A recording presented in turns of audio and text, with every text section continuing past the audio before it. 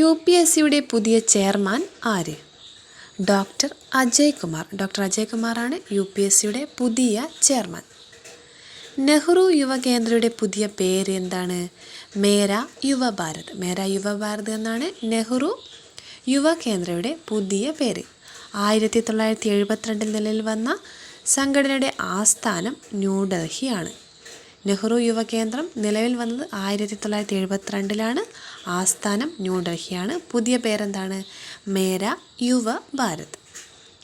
യാചകമുക്ത നഗരമായി കേന്ദ്ര സാമൂഹ്യനീതി മന്ത്രാലയം ഈയിടെ പ്രഖ്യാപിച്ച നഗരമാണ് മധ്യപ്രദേശിലെ ഇൻഡോർ. മധ്യപ്രദേശിലെ ഇൻഡോറിനെയാണ് യാചകമുക്ത നഗരമായി കേന്ദ്ര സാമൂഹ്യനീതി മന്ത്രാലയം ഈയിടെ പ്രഖ്യാപിച്ചത്.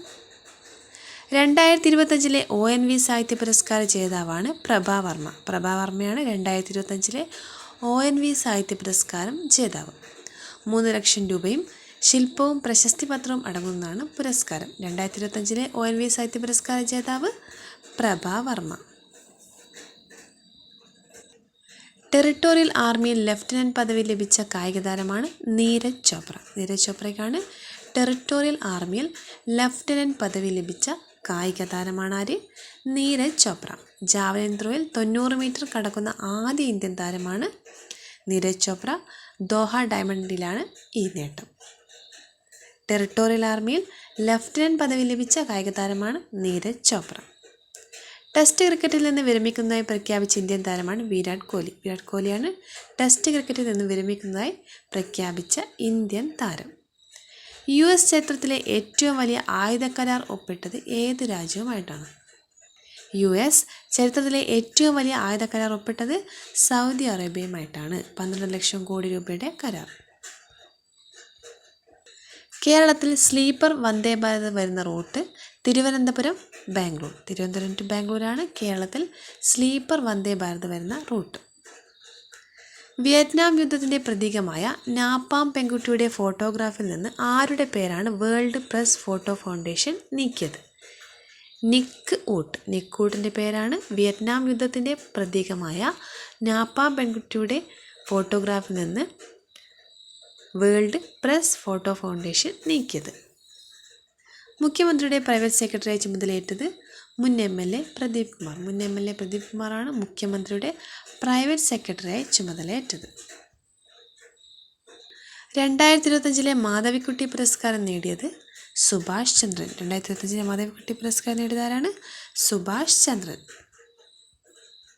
പ്രഥമ ഹെർമൻ ഗുണ്ടട്ട് പുരസ്കാരം നേടിയത് ഡോക്ടർ വള്ളിക്കാവ് മോഹൻദാസ്. ഡോക്ടർ വള്ളിക്കാവ് മോഹൻദാസിനാണ് പ്രഥമ ഹെർമൻ ഗുണ്ടട്ട് പുരസ്കാരം ലഭിച്ചത്.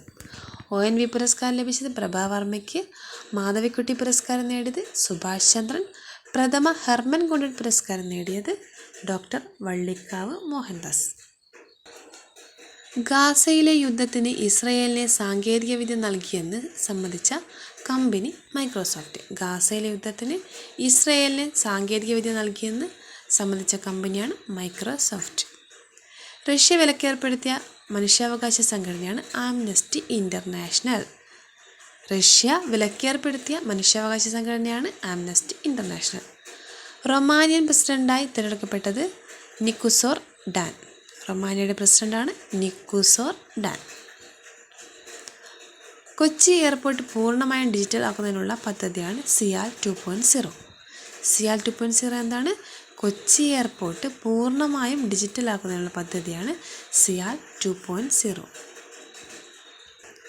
UN കാലാവസ്ഥാ സമ്മേളനത്തിൻ്റെ ഇന്ത്യൻ പ്രതിനിധിയായി നിയമിതനായത് അരുണാബ് ഘോഷാണ്. അരുണാബ് ഘോഷാണ് UN കാലാവസ്ഥാ സമ്മേളനത്തിൻ്റെ ഇന്ത്യൻ പ്രതിനിധിയായി നിയമിതനായത്. ബ്രസീലിൽ വെച്ച് 2025 നവംബറിലാണ് സമ്മേളനം നടക്കുക. ഈ സമ്മേളനത്തിൻ്റെ ഇന്ത്യൻ പ്രതിനിധിയാണ് Arunabh Ghosh. 2025 Khelo India youth games medal പട്ടികയിൽ കേരളത്തിൻ്റെ സ്ഥാനം 8. 2025 ഖേലോ ഇന്ത്യ യൂത്ത് ഗെയിംസിൻ്റെ മെഡൽ പട്ടികയിൽ കേരളത്തിന് 8ാം സ്ഥാനമാണ് ഉള്ളത്. 12 സ്വർണവും 5 വെള്ളിയും 8 വെങ്കലം ഉൾപ്പെടെ 25 മെഡലുകളാണ് കേരളം നേടിയത്. ആറാമത് രാജ്യാന്തര വനിതാ ചലച്ചിത്രമേളയുടെ വേദി കൊട്ടാരക്കരയാണ് 6ാമത് രാജ്യാന്തര വനിതാ ചലച്ചിത്രമേളയുടെ വേദി.